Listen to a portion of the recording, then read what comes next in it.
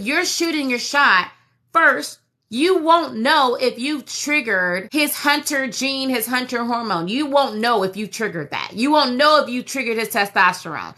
You won't know if he's a passive male or an active male, according to science.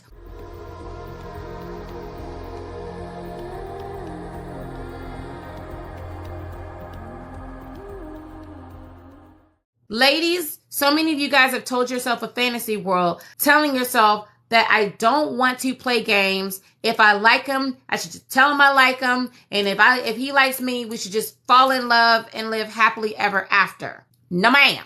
It does not work like that. That's not the way men are built. That's not. Every single species in nature has a mating game, and humans are no different. He must earn and pursue me in order to value me. He has to pursue you in order to earn you, because the goal is to trigger vasopressin. The goal is to produce vasopressin. Vasopressin is a man's bonding hormone. This bonding hormone is what causes a man to want to pursue, profess, provide, and protect you. This hormone is what makes him want to open up. This is the hormone that makes him want to be faithful. So if you're shooting your shot, is that allowing him to pursue and earn you, ma'am? And this is what shooting your shot means for those of you who are completely clueless about what shooting your shot means. Shooting your shot means that you see a guy, you're attracted to him, so you go up to him and make the moves in order to start the whole mating process. That's shooting your shot. That's a no, ma'am. Because if you're shooting your shot, first, you won't know if you've triggered his hunter gene, his hunter hormone. You won't know if you triggered that. You won't know if you triggered his testosterone. You won't know if he's a passive male or an active male, according to science. You won't know if he's that kind of man. And according to science, a man who does not pursue a woman is called a passive male, and they're more likely to be poor husbands and poor fathers. So how do you know, ma'am? Your only job is to make eye contact and smile with your red lips on. That's it. That's your job. That's your job. Your job is eye contact. Eye contact. That's your job. And smile. And don't hold eye contact like this, ma'am. It's not like this. Okay? It's not no 1 second eye contact. It's, you should hold eye contact enough to look at his right eye, his left eye, down to his mouth, and smile. If you can't hold eye contact, then that is a clear sign that you are emotionally unavailable. You are emotionally unavailable. So this man comes up to you because he's attracted to you, and he makes his move.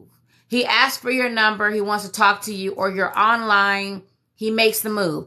Even when you're online, ma'ams, it's the same rules. Some of y'all think, oh, I'm online. I'm not really shooting my shot. I'm only liking his profile. Ma'am, it's the same darn difference. It's digital shooting your shot. Your job is to make sure that you know what you're doing when you're online dating. You know how to properly set up your online dating profile that draws in the big fish. That's your job. And if you don't know how to do it, then get help with an expert like us to help you to do it. But whatever you do, you shouldn't be sliding in nobody's DMs, sending people texts, going into their Facebook pages, stalking their Instagram profiles, clicking like, bumbling them. You shouldn't be doing any of that stuff. And now when you go from the attraction phase to the courting phase, and this is, I really need y'all to listen to me. I really need y'all to understand this, because this phase is very, very important. And this is the phase where so many of you guys slip and fall on aisle 5. It's during the courting phase. So yes, Bumble's a no ma'am. I don't care I said it. Tell him I said it. Bumble is an absolute no ma'am. Bumble is a feeding ground of feminized men who prefer for women to approach and pursue them. 90% of the time. You might luck up and get a diamond in the rough, man that when you click like, and then they're going to be the one willing to take over and be in their masculine energy. But Bumble is basically telling you, hey, men who are in your feminine energy. And if he's in his feminine energy, then that means he is looking for somebody who's going to pour into him, pursue and to earn him. And then if you're in your masculine energy, ma'am, that's going to drain you. Your masculine energy is going to attract his feminine energy. And eventually you're going to feel like your needs aren't being met. You're going to feel like you have to do everything.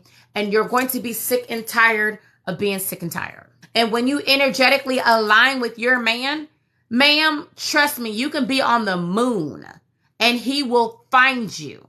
And that's the problem. Like, so many women have this FOMO when it comes to dating. Like, you have this fear of missing out. So then you're going to turn over every rock, even though the rock is rotten. And some men, you need to kick the rock and say, no, ma'am, they're not worth your time. So as you are in the courting phase, how you move in the courting phase can determine if you end up marrying this man, if you're going to end up divorced or not. It's going to determine, ma'am, if you're going to end up divorced or not, happy or not, with a quality man or not. This phase is extremely important. The first rule, I shall not fall on aisle 5. I shall not slip and fall on aisle 5. That's the penile. Aisle 5 is the penile, ma'am. That's the penile aisle, okay? There's penile on aisle 5. I shall not slip and fall on aisle 5. Don't do it. Some of you guys, it's been so long that now she's purring. You can't control her because she's so daggone hungry. You don't know what she's going to do under the right conditions because she ain't eaten in a long time. Some of you guys need to go on and you need to go to Amazon, Google it, and you need to type in the rose, the cucumber, the rabbit. I don't know, ma'am. Pick your freak. I don't care. But before you're going out on a date with somebody, use it. Feed her so she does not trip you up and set you up for failure, ma'am. Y'all are failing in the courting phase because y'all are falling on aisle 5. Y'all better go get the rose, go visit the planets, enjoy yourself, make her happy so she's not thirsty. Stop wearing the cute underwear. What are you doing? Okay? Ma'am, if you're not planning on showing them underwear to anybody, why do they have to be cute? Don't wear them. What are you shaving for? Who's seeing it? What are you doing?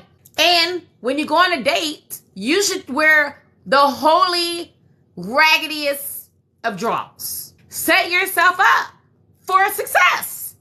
Because a lot of y'all is setting yourself up for failure. You never, ever, for the love of everything holy, fall on aisle 5 in the courting phase. Because the courting phase is where the basketball game begins. Now, you, ma'am, might not be playing the game, but just because you ain't playing the game does not mean the game isn't being played.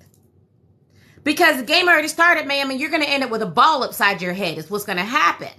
If you're just standing on the court and you don't understand the rules of the game. No matter what this man says to you, no matter what he says to you, biochemically after the courting phase, he is going to enter the pull-away phase, whether if you notice or not. He's going to enter it. And the faster you move in the relationship, the worse the pull-away phase is going to be. The more available you are, the worse the pull-away phase is going to be. The more desperate you are, the more insecure you are, the more unhealed you are, then the worse the pull-away phase is going to be.